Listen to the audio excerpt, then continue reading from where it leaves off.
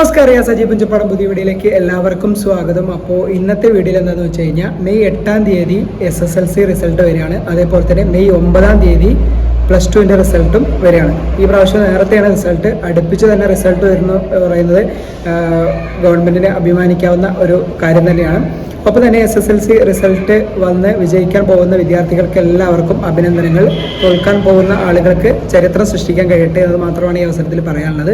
അതേപോലെ തന്നെ +2 വിജയികളാവാൻ പോകുന്ന വിദ്യാർത്ഥികൾക്ക് എല്ലാവർക്കും അഭിനന്ദനങ്ങൾ. +2ലും തോൽക്കാൻ പോകുന്ന വിദ്യാർത്ഥികൾക്ക് ചരിത്രം സൃഷ്ടിക്കാൻ കഴിയട്ടെ. കാരണം തോറ്റവരൊക്കെ ചരിത്രം സൃഷ്ടിച്ച ആളുകളാണല്ലോ. അപ്പോൾ അതിനെക്കുറിച്ചല്ല നമ്മൾ പറയാൻ വന്നത്. ഇതിൽ +2 റിസൾട്ട് വരുന്ന വിദ്യാർത്ഥികൾക്ക്, അതിലും വിജയിച്ച ആളുകൾക്ക് പിന്നെ അവർക്ക് ഏതൊക്കെയാണ് കോഴ്സുകൾ ഏത് രീതിയിൽ പോകണം എന്നതിനെ കുറിച്ചൊക്കെ ഒരു ധാരണ ഉണ്ടാവും. ഇല്ലെങ്കിൽ അവർക്ക് കൃത്യമായിട്ട് അവർക്കത് വളരെ അന്വേഷണം നടത്തി മുന്നോട്ട് പോകുന്നതാണ്. ഒപ്പം തന്നെ ഇതിൽ +2 ഫെയിലാകുന്ന വിദ്യാർത്ഥികളുണ്ട്. ഒരുപാട് പേര് നമ്മളുടെ ഇടയിൽ +2 ഫെയിലാവുന്ന വിദ്യാർത്ഥികളുണ്ട്. അതിപ്പോൾ സയൻസ് ഗ്രൂപ്പ് ആണെങ്കിലും കൊമേഴ്സ് ഗ്രൂപ്പ് ആണെങ്കിലും അതേപോലെ തന്നെ ഹ്യൂമാനിറ്റീസ് ഗ്രൂപ്പ് എടുത്ത ആളുകളാണെങ്കിലും നല്ല പഠിച്ചിട്ട് ഫെയിലായി, പരീക്ഷ കറക്റ്റായിട്ട് എഴുതാതെ ഫെയിലായി പോകുന്ന ആളുകളുണ്ട്. അതേപോലെ തന്നെ വളരെ ഉഴപ്പി പരീക്ഷ എഴുതി പാസ്സാവാതെ പോകുന്ന ആളുകളുണ്ട്. അതേപോലെ തന്നെ ഒരു കാരണവശാലും വിജയിക്കാൻ സാധ്യതയില്ലാത്ത ആളുകൾ ഉണ്ട്. അപ്പോൾ 3 കാറ്റഗറിയിലും ഉള്ള ആളുകൾ നമ്മളെ കൂട്ടത്തിലുണ്ട്. കാരണം എല്ലാവർക്കും വിജയിക്കാൻ കഴിഞ്ഞൊന്നുമില്ല. നമ്മളൊരു റിസൾട്ട് +2ൻ്റെ റിസൾട്ട് എന്ന് പറയുന്നത് ഒരു 80-85 അത്രയേ ഉള്ളൂ. ഒരു 14-15% വിദ്യാർത്ഥികൾ എപ്പോഴും വിജയിക്കാതെ പോകാറുണ്ട്. അപ്പോൾ എന്താണെന്ന് വെച്ച് കഴിഞ്ഞാൽ ഈ തരത്തിലുള്ള വിദ്യാർത്ഥികൾ എന്ന് വെച്ച് കഴിഞ്ഞാൽ ഫെയിലായി പോകുന്ന +2 ഫെയിലായി പോകുന്ന വിദ്യാർത്ഥികൾ, അപ്പോൾ അവർക്ക് ഇത് കഴിഞ്ഞാൽ എന്താ ചെയ്യേണ്ടതെന്നുള്ളൊരു ഭയങ്കരമായിട്ടുള്ളൊരു സംശയമുണ്ട്. കാരണം ഇതിപ്പോൾ പരീക്ഷ എഴുതാനുള്ള ഓപ്ഷൻ ഉണ്ടോ, എത്ര വിഷയങ്ങൾ പരീക്ഷ എഴുതുക, അതെങ്ങനെയാണ് എഴുതേണ്ടത്, എപ്പോഴാണ് അപേക്ഷിക്കുന്നത്, അതുമായി ബന്ധപ്പെട്ട സംശയങ്ങളുണ്ടാവും. അത് അവരുടെ സെൻറ്ററിൽ നിന്ന് അല്ലെങ്കിൽ പരീക്ഷ എഴുതുന്ന സ്കൂളിൽ നിന്ന് കൃത്യമായിട്ടുള്ള വിവരങ്ങളൊക്കെ അവർക്ക് കൊടുക്കും. അപ്പോൾ അതിലെന്തെങ്കിലും സംശയമുള്ള വിദ്യാർത്ഥികൾക്ക് നമ്മളെ കോൺടാക്ട് ചെയ്യാവുന്നതാണ്. ഞാൻ താഴെ എന്തായാലും നമ്പർ കൊടുക്കുന്നുണ്ട്. അതേപോലെ തന്നെ ഇനിയിപ്പോൾ ഒരു വിഷയം പോയ ആൾ 2, 3, 4, 5, 6 വിഷയം പോയ ആളുകളുണ്ടാവും. അപ്പോൾ ഒരു വിഷയം പോയ ആളുകളൊക്കെ അത് എങ്ങനെയെങ്കിലും എഴുതിയെടുക്കും. അത് ഏത് സ്ട്രീമിലുള്ള ആളുകളാണെങ്കിലും, 2 വിഷയം പോയ ആളുകളാണെങ്കിലും അത് എങ്ങനെയെങ്കിലൊക്കെ എഴുതിയെടുക്കാനുള്ള ഒരു ശ്രമം ഉണ്ടാവും. ഇനി ഇല്ലെങ്കിൽ അവർക്ക് പിന്നീട് +1, +2 ഒക്കെ എഴുതിയെടുക്കാനുള്ള ഒരു ഓപ്ഷൻ ഉണ്ട്.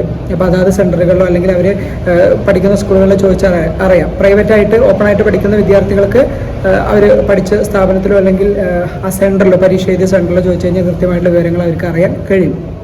ഒപ്പം തന്നെ ഇതൊന്നും ഇപ്പോൾ 3, 4, 5, 6 വിഷയം പോയ വിദ്യാർത്ഥികളുണ്ടാവും. അവർക്ക് എഴുതാൻ പറ്റാത്ത ആളുകളുണ്ടാവും.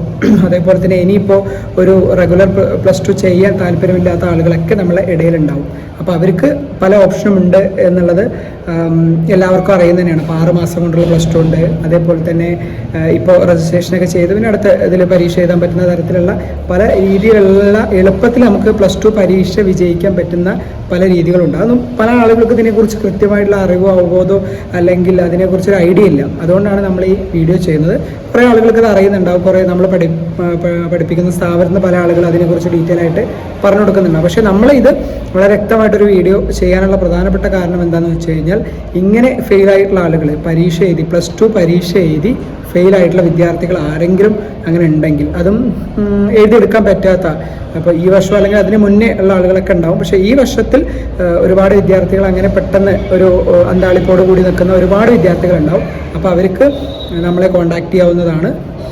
കോൺടാക്ട് ചെയ്ത് കൃത്യമായിട്ട് അവർക്ക് വേണ്ട നിർദ്ദേശങ്ങൾ, അവർക്ക് ഇനിയിപ്പോൾ ഏത് രീതിയിലാണ് അത് പോകേണ്ടത്, അത് റെഗുലറായിട്ട് ഇനി പരീക്ഷ എഴുതിയിട്ട് അത് എടുക്കാൻ പറ്റുന്നൊരു സാഹചര്യം, +1, +2 പരീക്ഷ എഴുതിയിട്ട് അങ്ങനെ എടുക്കുന്ന ഒരു സാഹചര്യം അതെങ്ങനെയാണ് അതിനെക്കുറിച്ച്, അതേപോലെ തന്നെ ബാക്കി എല്ലാ കാര്യങ്ങളും, ഇനിയിപ്പോൾ അവർക്ക് ഇത് ക്യാൻസൽ ചെയ്ത് അടുത്ത +2ലേക്ക് പോകേണ്ട ഏത് ഓപ്ഷൻ വാങ്ങിച്ചാലും സ്വീകരിക്കാൻ പറ്റുന്ന ഒരുപാട് ആളുകൾ ഉണ്ടാവും. +2 ഫെയിലായ ആളുകൾക്കാണ് ഈ ഓപ്ഷൻ കൊടുക്കുന്നത്. അപ്പോൾ അത് എങ്ങനെയാണെന്നുള്ളത്, ഏത് രീതിയിലാണെന്നുള്ളത് നമ്മളെ വിശദമായിട്ട് അവർക്ക് പറഞ്ഞു കൊടുക്കുന്നതാണ്. നമ്മളെല്ലാ ഗൈഡൻസും കറക്റ്റായിട്ട് അവർക്ക് കൊടുക്കുന്നതാണ്. ഗൈഡ് ചെയ്തിട്ട് തന്നെ അവർക്ക് വേണ്ട കാര്യങ്ങളൊക്കെ നമ്മൾ പറഞ്ഞു കൊടുക്കും. അപ്പോൾ ഈ റിസൾട്ട് വന്നതിന് ശേഷം ഈ ആളുകൾ ഒന്ന് നമ്മളെ കോൺടാക്റ്റ് ചെയ്യാം. വിജയിക്കാൻ പോകുന്ന ആളുകൾക്കൊക്കെ അവർക്കൊക്കെ നല്ല രീതിയിൽ ഉയരങ്ങളിലേക്ക് എത്താൻ കഴിയട്ടെ, അല്ലെങ്കിൽ അവർ ആ രീതിയിൽ പോട്ടെ. അതേപോലെ തന്നെ പരാജയപ്പെടുന്ന ആളുകളൊപ്പമാണ് നമ്മൾ സപ്പോർട്ട് ചെയ്യാൻ എപ്പോഴും ഉണ്ടാവേണ്ടത്. കാരണം എന്താണെന്ന് വെച്ചാൽ അവർക്കാണ് ഒരു സപ്പോർട്ട് എപ്പോഴും വേണ്ടത്. കാരണം ജയിച്ച ആളുകൾക്ക് അവർക്കൊരു കോൺഫിഡൻസ് കിട്ടിയിട്ടുണ്ടാവും. അപ്പോൾ ആ ആളുകൾക്ക് നമ്മളൊരു കോൺഫിഡൻസ് കൊടുക്കുക എന്നുള്ള രീതിയിലാണ് നമ്മൾ ഈ വീഡിയോ ചെയ്യുന്നത്. ഒപ്പം തന്നെ ഇതിനെക്കുറിച്ച് ആധികാരികമായിട്ട് അറിയാനുള്ളൊരു അവസരം കൂടിയാണ്. അത് നന്നായിട്ട് ഉപയോഗപ്പെടുത്തുക. അപ്പോൾ എല്ലാവരും റിസൾട്ട് വന്നതിന് ശേഷം നമ്മളത് കോൺടാക്ട് ചെയ്യുക. ഒപ്പം തന്നെ ഈ വീഡിയോ കാണുന്ന നമ്മളെ അനിയന്മാരോ അല്ലെങ്കിൽ അനിയത്തിമാരോ അല്ലെങ്കിൽ നമ്മളെ ഈ നാട്ടിലുള്ള ആരെങ്കിലും സുഹൃത്തുക്കൾക്കൊക്കെ ഉപകാരപ്പെടുമെങ്കിൽ, ഇപ്പോൾ റിസൾട്ട് വരുന്ന കുട്ടികൾക്ക് ഉപകാരപ്പെടുമെങ്കിൽ നിങ്ങളൊന്ന് ഷെയർ ചെയ്ത് കൊടുക്കുക. അപ്പോൾ നമുക്ക് എന്തായാലും റിസൾട്ട് വന്നിട്ട് കാണാം.